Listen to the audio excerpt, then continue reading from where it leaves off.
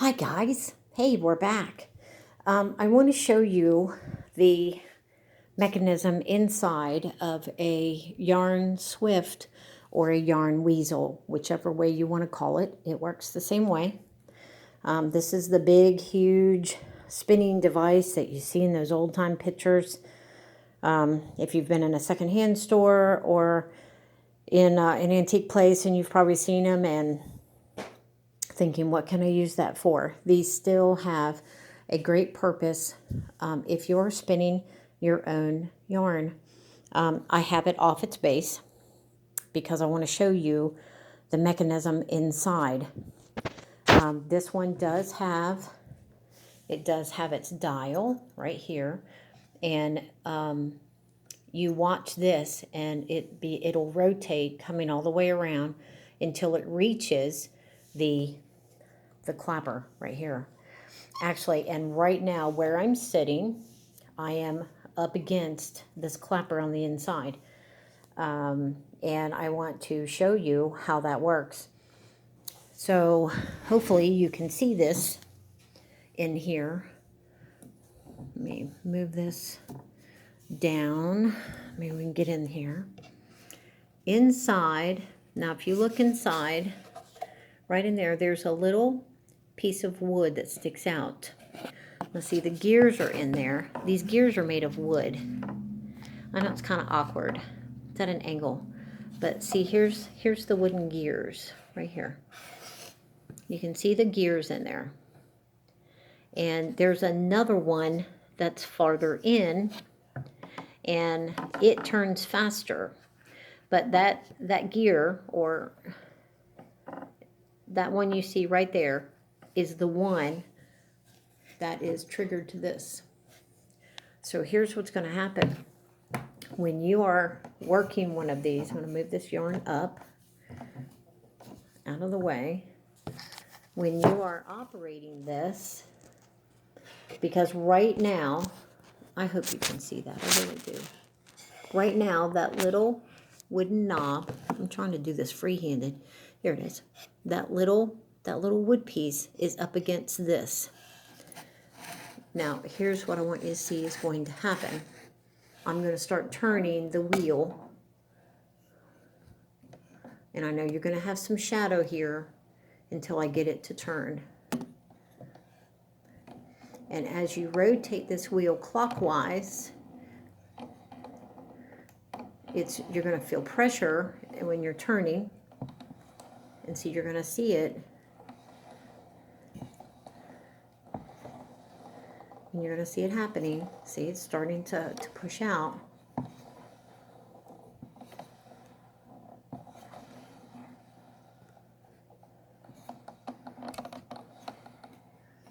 See, like right in here. Can you see that? I know that's hard to see, and I'm really sorry. Let me see if I can shine a little light on it. See it? Now you can see it. See, there's a little wooden knob on that gear, and it's pushing that piece of wood away from this block. Now let me go a little farther, and let me show you so you can hear it. And as you keep turning, it's going to push it. And see, it's getting a little tight to turn, but it's supposed to, because it's pushing against that piece of wood. You hear it? It's the best sound in the world right there.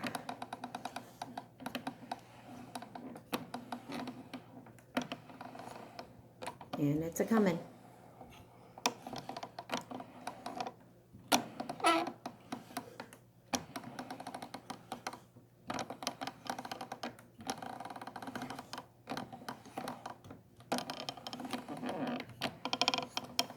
Here it comes. Patience is a virtue. Hold on. A little farther. A few more turns.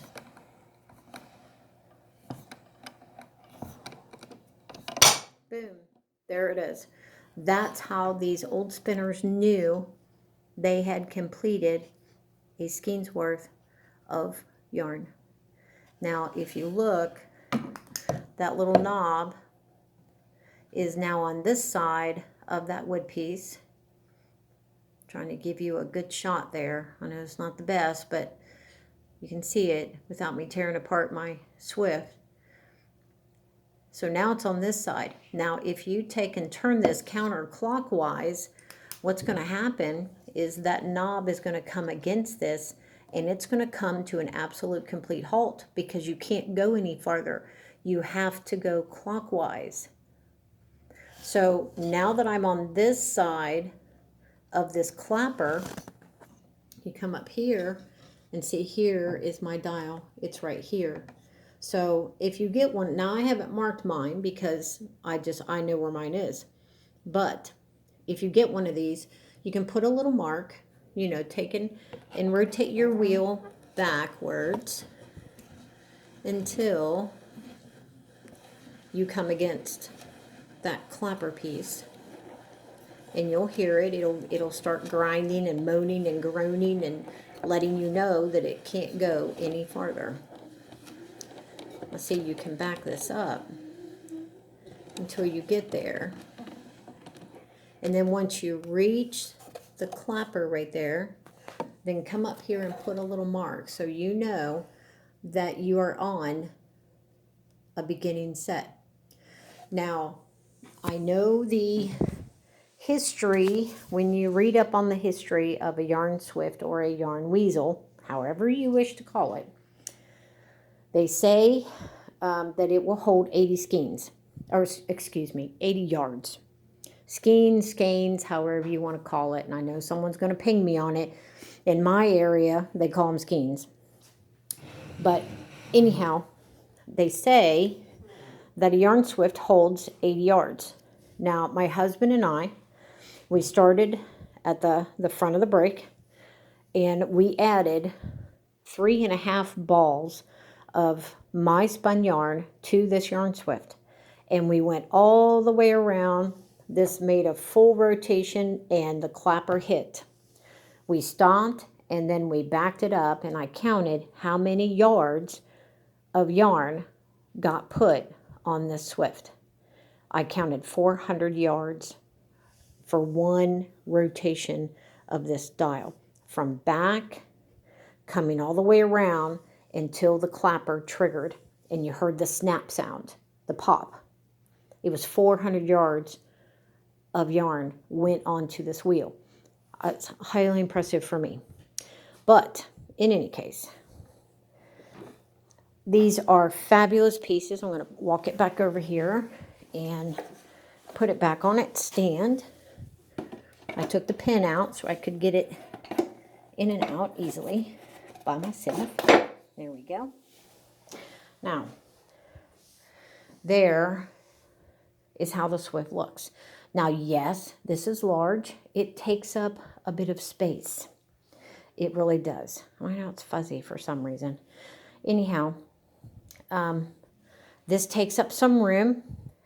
This stands a bit taller than the third shelf of my bookcase.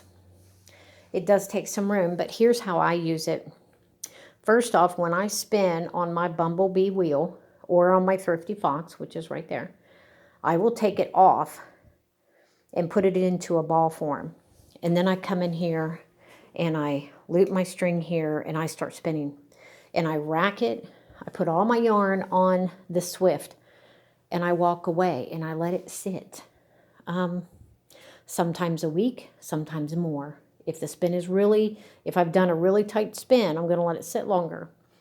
Because when I go to take it off, then the spin has equalized itself out all the way through this yarn.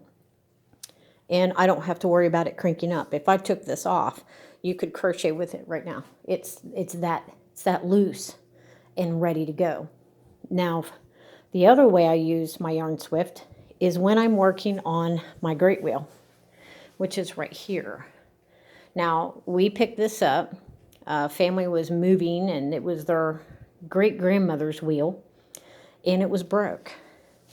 So here it was cracked, and I didn't want to lose this original piece, so we put a little wedge in there. I put some wood glue in there, and we've clamped it because I really want to keep as much of this as I can keep.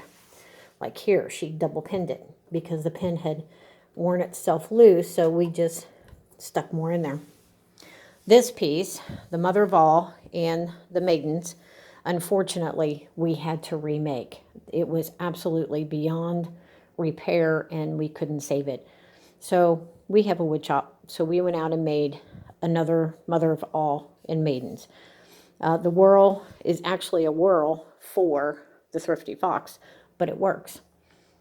This obviously is not the original pin that would have come with it, the original spindle, but it came with it when I bought it. So we just leave it here. So what I do is when I use my great wheel or a walking wheel, they like to call them that too. When this is full, I'll take my yarn from here and I will attach it to the yarn swift.